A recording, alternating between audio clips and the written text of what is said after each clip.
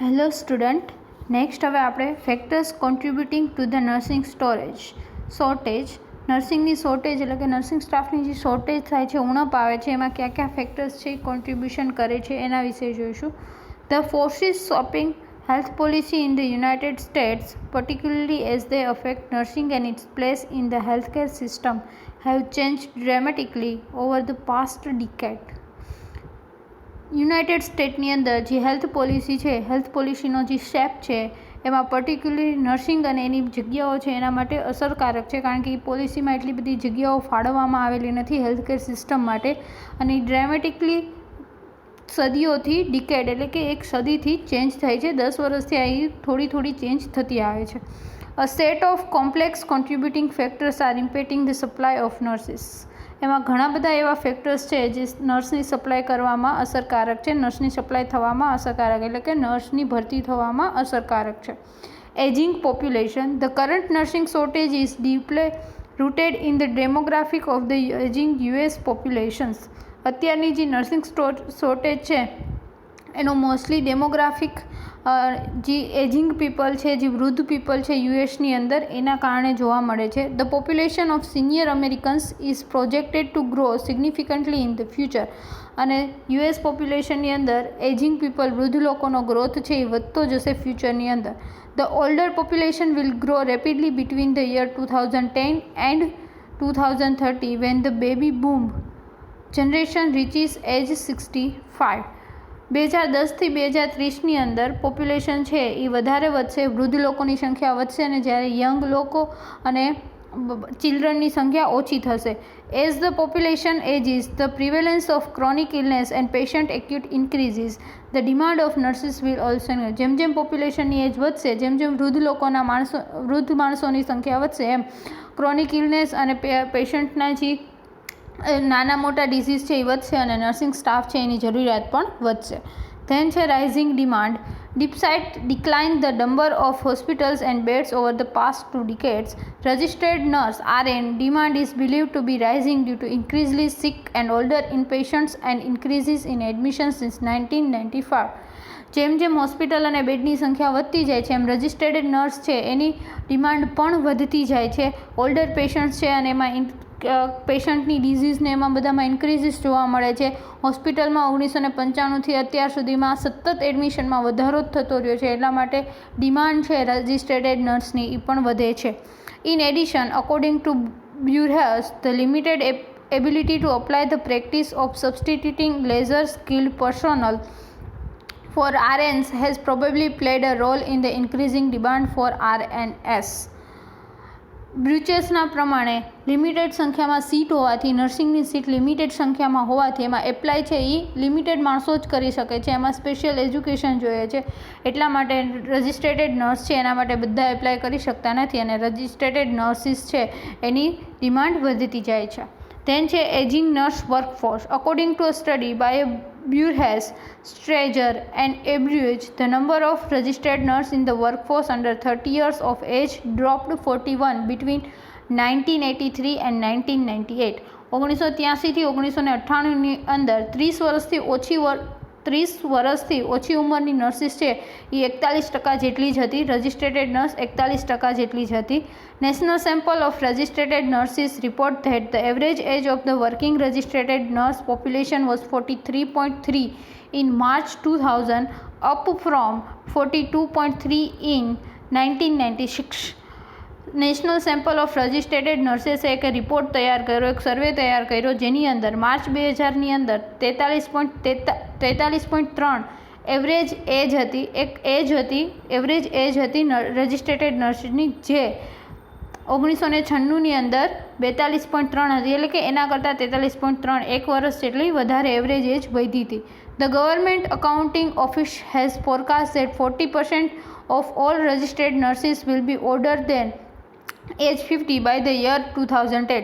Government account office દ્વારા એવું કહેવામાં આવ્યું છે કે 2010 સુધીમાં 40% નર્સ છે એની ઉંમર 50 વર્ષ કરતાં વધી જશે. And for every 5 registered nurses retiring during the next 7 years, only 2 new nurses are expected to take their place. અને દર 5મી રજિસ્ટર્ડ નર્સ છે એ આગલા 7 વર્ષની અંદર રિટાયર થઈ જશે અને એની જગ્યાએ ખાલી બીજા 2 નર્સિસ છે એ જ એની પ્લેસ લઈ શકશે. એટલે કે એજિંગ નર્સિંગ પ્રોસેસ એટલે કે અત્યારે જે નર્સ વર્ક કરે છે એ બધા ઓલ્ડર એજમાં છે, રિટાયર થવાના એજમાં છે, એટલા કારણે નર્સિંગ શોર્ટેજ છે એ વધે છે. ધેન છે economic pressures on hospital. The growth of managed care, price competition and reduction in Medicaid and Medicare payments have increased the economic pressure on the hospital.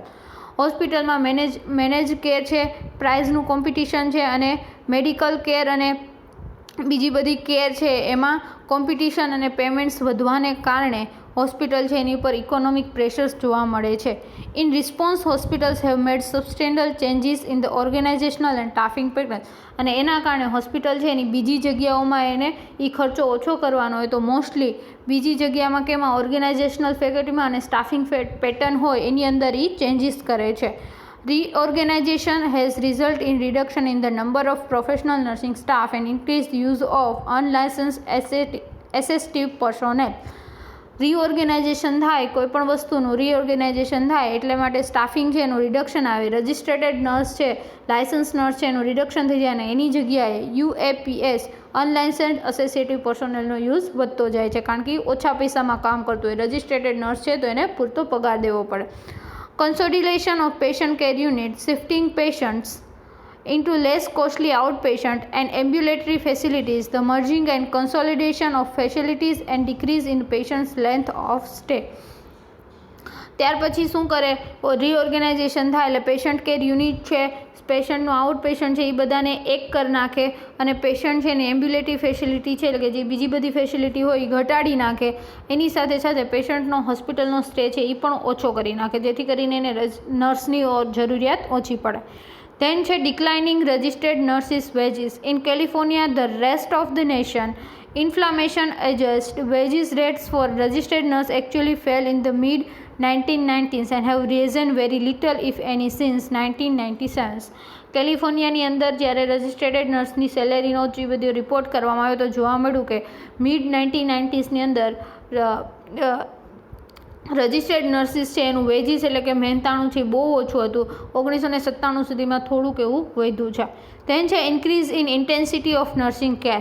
As patients who would previously have been hospitalized are cared for instead in long-term care facilities, outpatient settings and at home, the acuity of patients who remain in the hospital has risen. Patient કે જે પહેલાં hospitalise ના થતા, ઘરે care લઈ લેતા અથવા તો આઉટ પેશન્ટ ડિપાર્ટમેન્ટ છે એની અંદર કેર લઈ લેતા, હવે એ પેશન્ટનું હોસ્પિટલ સ્ટે છે એટલા બધા પેશન્ટનો હોસ્પિટલ સ્ટે છે એ વધતો જાય છે કે ઘણા બધા એવા પેશન્ટ હોય છે કે જેનું હોસ્પિટલ એડમિશન વધી જાય છે ઇલનેસને કારણે. Hospitalised patient population are sicker than ever, they stay shorter than ever and their needs more intense than ever.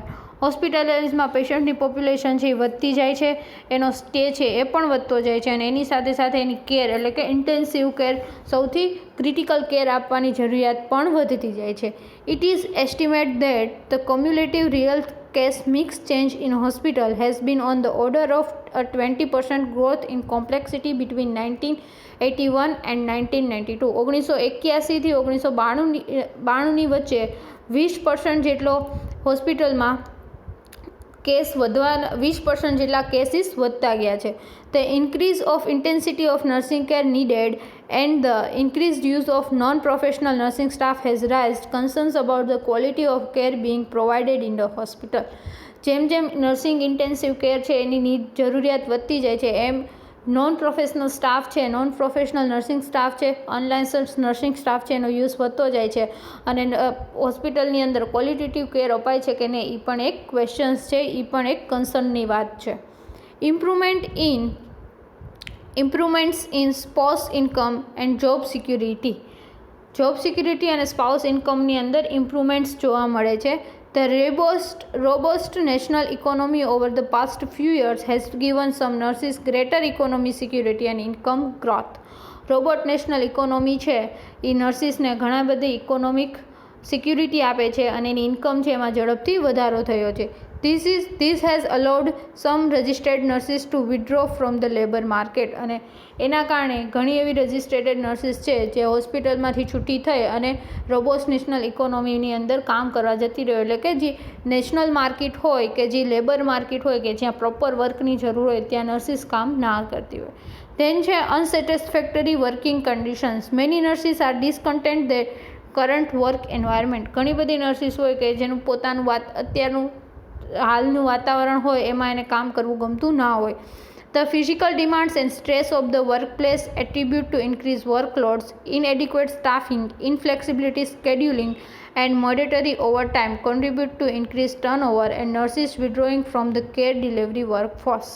Physical demands વધારે હોય, વર્કપ્લેસ ઉપરનો સ્ટ્રેસ વધારે હોય, પૂરતો સ્ટાફ ના હોય કામ કરવા માટે, સ્કેડ્યુલ હોય જે સ્ટાફની ડ્યુટી હોય, શિફ્ટ હોય એમાં તમે કંઈ ચેન્જીસ ના કરી શકતા હોય, ઇનફ્લેક્સિબલ હોય કે જે ટાઈમે જવું એ ટાઈમે જ જવાનું, અને ઓવરટાઈમ વધારે કરવો પડતો, એટલું સામે ઇન્કમ ના મળતું, એના કારણે નર્સિસ છે એ થાકી જાય છે અને એ વર્કફોર્સથી એવા એન્વાયરમેન્ટમાંથી વર્ક કરવાનું બંધ કરી દે છે, વિથડ્રો કરી લે છે. Some nurses decided to apply their skill in non-clinical in the insurance or pharmaceutical industries, for example, or decided to leave the workforce altogether. ઘણી બધી નર્સિસ એવી હોય કે તે હોસ્પિટલાઇઝ એની સ્કિલ છે એ નોન ક્લિનિકલ જગ્યાએ યુઝ કરવાનું સ્ટાર્ટ કરે, ફાર્માસ્યુટિકલ કંપની છે, પછી કે એજ્યુકેશનલ ડિપાર્ટમેન્ટ છે, એવા બધા બીજી જગ્યાએ જ્યાં જરૂર પડતી હોય ત્યાં એની સ્કિલ છે એનો યુઝ કરે છે અને વર્કપ્લેસ હોય ત્યાંથી એક સાથે બધા છૂટા થઈ જાય છે. ધેન છે decline applications. There is a decline in the number of applicants of nursing educational program. Nursing educational પ્રોગ્રામની અંદર એપ્લિકેટન્ટ હોય, જે એપ્લિકન્ટ્સ હોય, એપ્લિકેશન આવતી હોય કે અમારે નર્સિંગ કરવું છે, એની સંખ્યા ઓછી થઈ ગઈ છે. According to American association of college of nursing, enrolment in entry level baccalaureate program in nursing has declined dramatically and American association of college of નર્સિંગના મત પ્રમાણે એનરોલમેન્ટની જે લિસ્ટ થાય, એનરોલમેન્ટ એન્ટ્રી લેવલ હોય એમાં ઘટાડો જોવા મળ્યો છે. એના એટલા માટે જ કહેવાય છે કે નર્સિંગમાં એડમિશન ઓછા થઈ ગયા છે. ધેન છે ANA principle of nursing staffing. American nursing association નર્સિંગના સ્ટાફિંગ માટેના પ્રિન્સિપલ્સ ક્યાં ગયા છે. First, patient care unit related. Patient કેરનું જે યુનિટ હોય એને રિલેટેડ ક્યાં ક્યાં પ્રિન્સિપલ છે. Appropriate staffing levels for a patient care unit reflects analysis of individual and aggregate patients need. જે પેશન્ટ કેર યુનિટ હોય એની અંદર પેશન્ટ પ્રમાણે અપ્રોપ્રિએટ સ્ટાફ હોવો જોઈએ, ઇન્ડિવિજ્યુઅલનું એનાલિસિસ થવું જોઈએ અને પેશન્ટની નીડ છે એ પૂરી થવી જોઈએ. There is a critical need to either retire or seriously question the usefulness of the concept of nursing hours per patient day. જ્યારે ક્રિટિકલી જરૂરિયાત હોય કે સૌથી વધારે પેશન્ટ છે, સૌથી વધારે પેશન્ટની જરૂરિયાત છે, ત્યારે નર્સિંગ અવર્સ પર પેશન્ટ ડે, પેશન્ટના ડે પ્રમાણે, અવર્સ પ્રમાણે નર્સિંગની કેર આપવામાં આવે છે.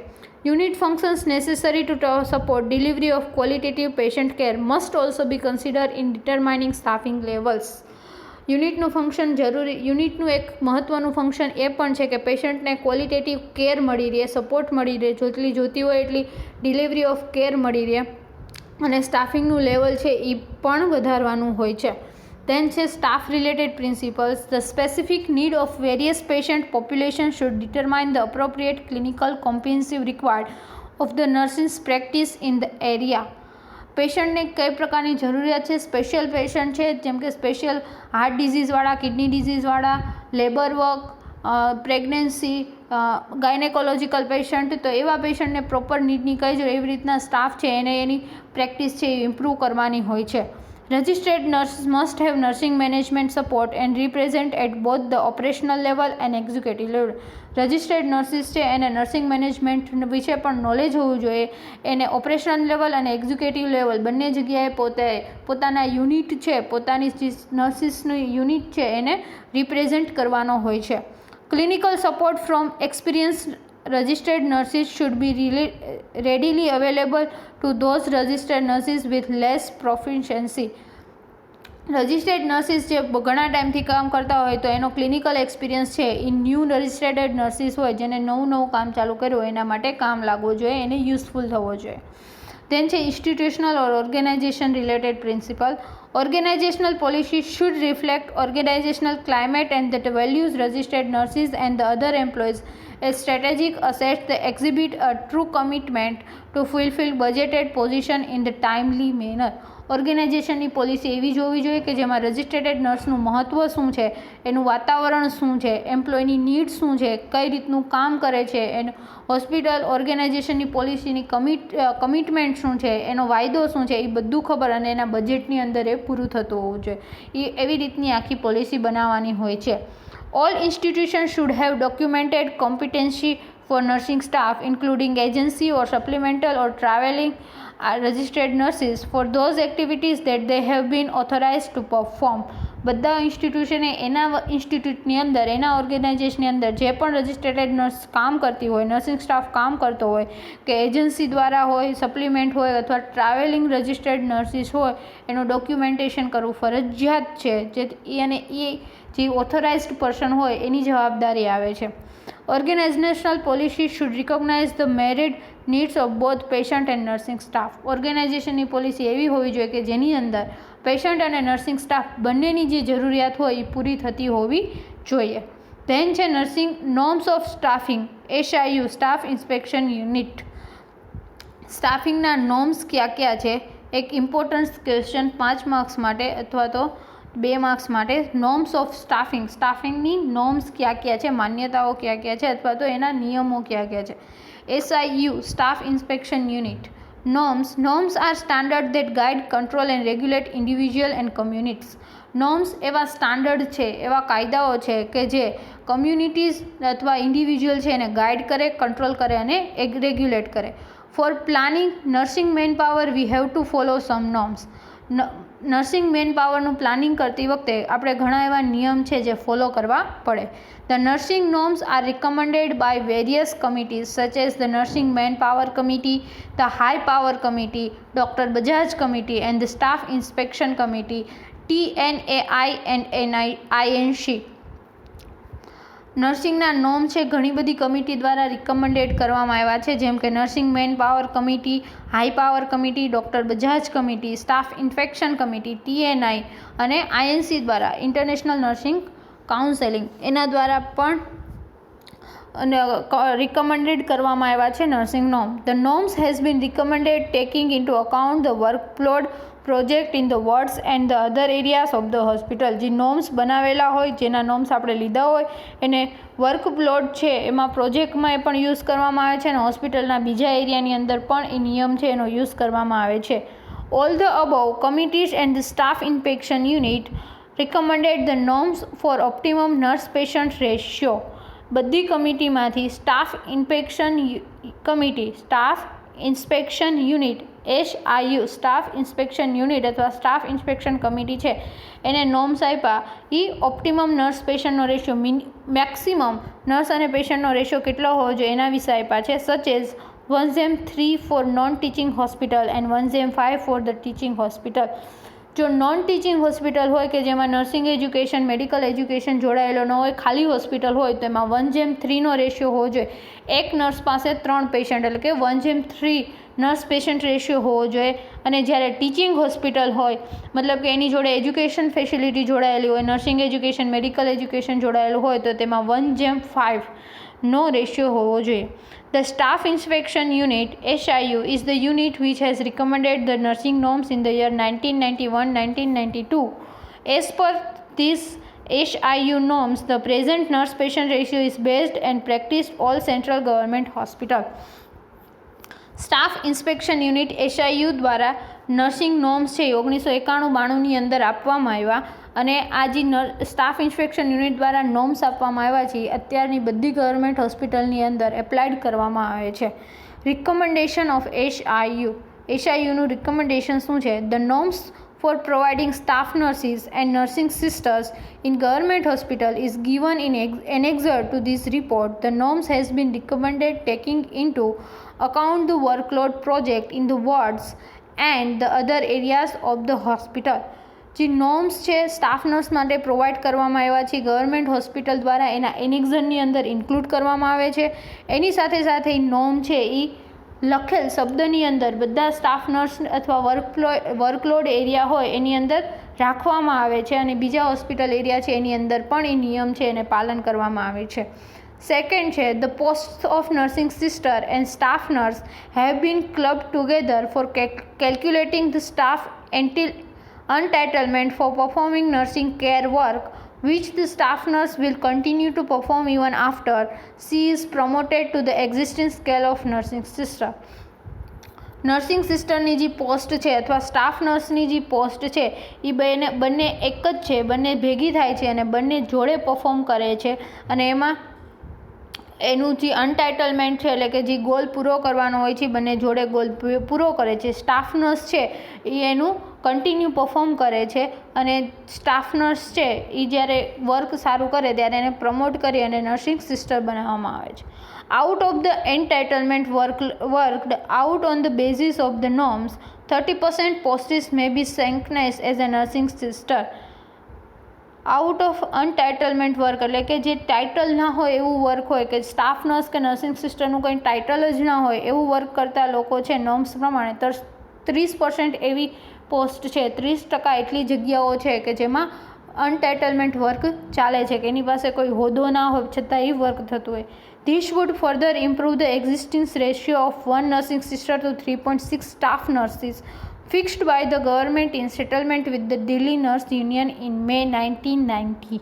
અને આને કારણે એક નર્સિંગ સિસ્ટરે 3.6 સ્ટાફ નર્સિસ હોવી જોઈએ જે ગવર્મેન્ટ દ્વારા આ રેશિયો સેટલમેન્ટ કરવામાં આવ્યો છે જ્યારે દિલ્હી નર્સ યુનિયન 1990 મેની અંદર ભેગું થયું હતું ત્યારે.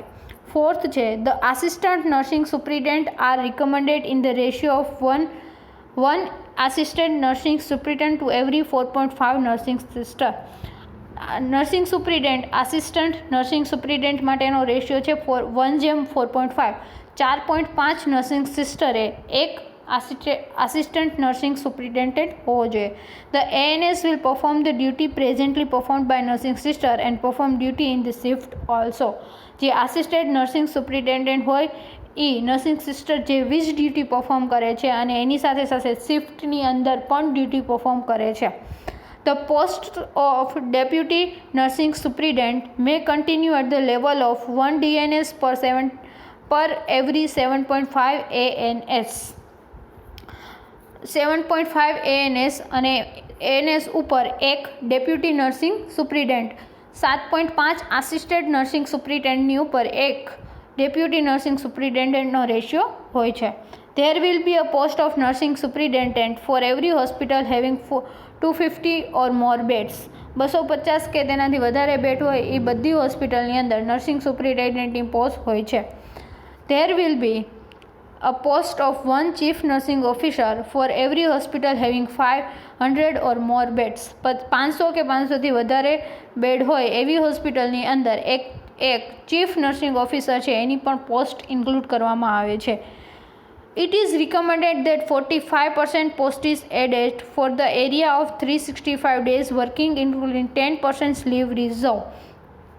365 દિવસના વર્કિંગની અંદર 45% પોસ્ટ છે એની અંદર વધારો કરવામાં આવે છે જેમાં 10% લીવ એટલે કે 365ની 10% લીવ મળવાય છે જેમ કે મેટર્નિટી લીવ, અનલીવડ, day off, nurses entitle for 8 days off per month and 3 national holidays per year when doing 3 shift duty. જ્યારે 3 શિફ્ટની ડ્યુટી થતી હોય ત્યારે 3 નેશનલ હોલિડે જે આવે છે એ મેટર્નિટી લીવ, અનલીવડ, ડે ઓફ, 8 day પર મંથનો ડે જે અનટાઇટલ લીવ મળે એ તો એ બધી થઈને 10% લીવ પણ મળવી જોઈએ. Most of the hospital today is following the SICU norms. અત્યારની બધી હોસ્પિટલ છે, મોસ્ટ ઓફ હોસ્પિટલ છે SICUના નોર્મ્સ છે એ પ્રમાણે ફોલો કરે છે. In this, the post of nursing sisters and the staff nurses has been clubbed together and the work of the ward sister is remained same as a staff nurse even after promotions. Nursing sister અને staff nurse છે એ બંને એક જોડે જ કામ કરે છે વોર્ડની અંદર. એનું નામ ભલે એનો હોદ્દો બદલાય પણ એનું વર્ક છે એનું નામ થઈ જાય, સ્ટાફ નર્સ થઈ જાય પણ એનો કામ છે એ એક સરખું જ રહે છે. The assistant nursing superintendent and the deputy nursing superintendent have do the duty of the one category below their rank. Nursing superintendent, assistant nursing superintendent અને ડેપ્યુટી નર્સિંગ સુપ્રિન્ટેન્ડન્ટ હોય એને એના ડ્યુટી કરતાં વધારે એનું નામ છે, હોદ્દો છે, એ પ્રમાણે વર્ક કરવું પડે. ધેન છે nurse patient ratio as per the SICU norms. SICUના નોર્મ્સ પ્રમાણે નર્સ પેશન્ટ રેશિયો કેટલો હોવો જોઈએ. જનરલ વોર્ડની અંદર 1:6, એક નર્સે 6 patient. Special ward paediatric, burns, neurosurgery, cardiothoracic, neuromedicine, nursing home, spinal injury, emergency wards, attached to casualty, એ બધામાં 1:4નો રેશિયો. નર્સરીની અંદર 1:2નો રેશિયો. ICUની અંદર 1:1, લેબર રૂમની અંદર 1:1 પર ટેબલ, એટલે કે એક ટેબલ ઉપર 1:1નો રેશિયો. OTની અંદર જો મેજર OT હોય તો 1:2 પર ટેબલ અને માઇનોર OT હોય તો 1:1 per table. Casualty men attendance up to 100 patients per day there after.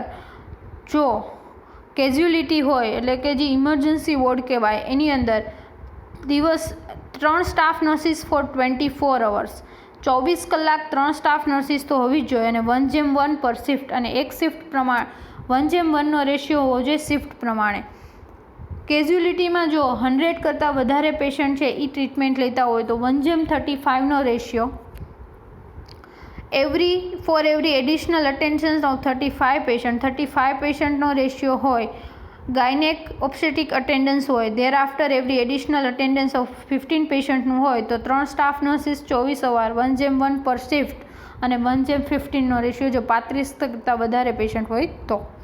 Injection room OPD. Injection રૂમની જે આઉટ પેશન્ટ ડિપાર્ટમેન્ટ હોય જેમાં 100 પેશન્ટ અટેન્ડ કરતા હોય તો એક સ્ટાફ નર્સ, 120થી 220 પેશન્ટ્સ અટેન્ડ કરતા હોય તો 2 સ્ટાફ નર્સિસની જરૂર હોય.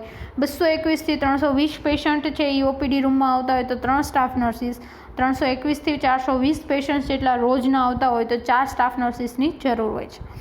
OPD છે, OPDની અંદર બ્લડ બેંકની અંદર 1 સ્ટાફ નર્સિસ, પીડિયાટ્રિકની અંદર 2 સ્ટાફ નર્સિસ, ઇમ્યુનાઇઝેશનની અંદર 2, આઈની અંદર 1, ENT OPDની અંદર 1, પ્રી એનેસ્થેટિકની અંદર 1, કાર્ડિયાક લેબની અંદર 1, બ્રોન્કિયોસ્કોપી લેબની અંદર 1, વેક્સિન એન્ટી રેબીઝ 1, ફેમિલી પ્લાનિંગની અંદર 2, મેડિકલ OPDની અંદર 1, ડેન્ટલ OPDની અંદર 1, સેન્ટ્રલ સેમ્પલ કલેક્શન સેન્ટરની અંદર 1, ઓર્થોપેડિકની અંદર 1, ગાયનિકની અંદર 2, એક્સરેની અંદર 2, સ્કિન OPDની અંદર 3, VD centre 2, chemotherapy 2, neurology 2, microbiology 1, psychiatric 2, burns 1.